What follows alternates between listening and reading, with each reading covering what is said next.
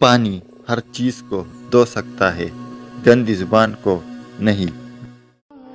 تکلیف دینے کے بعد جتائی گئی محبت اور نظر انداز کرنے کے بعد دی گئی اہمیت کوئی معنی نہیں رکھتی۔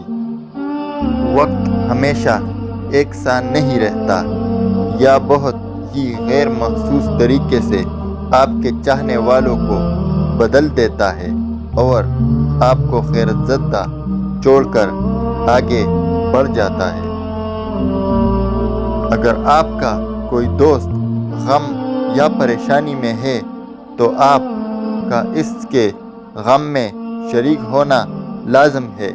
اگر آپ کا کوئی دوست خوشی منا رہا ہے تو وہاں کبھی بھی مت جاؤ جب تک وہ خود نہ بلائے۔ جل جاؤ خاموشی سے کڑی دھوپ میں، لیکن اپنوں سے کبھی سایہ دیوار نہ مانگو۔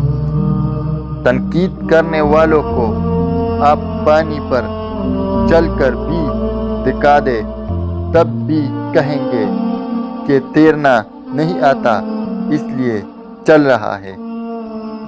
لوگوں سے یاد کرنے کا شکوہ مت کرو، کیونکہ جو انسان اپنے رب کو بھول سکتا ہے وہ سب کو بھول سکتا ہے۔ دوسروں کو متاثر کرنے کی خواہش ذہنی قید کی بدترین شکلوں میں سے ایک ہے۔ تمیزدار اور باشعور ہونے کا ایک نقصان یہ بھی ہے کہ ہزاروں باتیں دل میں ہی رہ جاتی ہے۔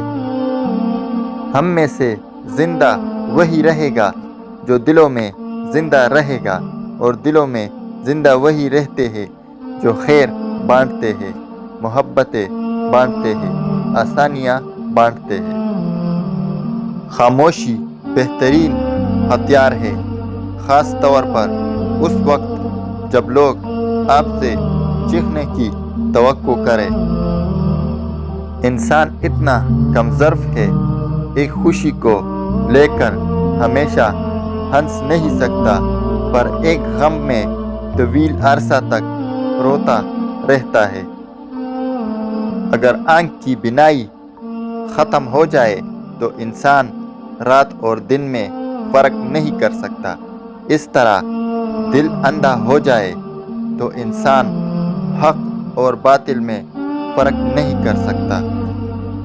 اچھے سے اچھے پھول کی مہک بھی کچھ دن بعد ختم ہو جاتی ہے، لیکن اچھے اخلاق اور اچھے سلوک کی مہک انسان کی موت کے بعد بھی رہتی ہے۔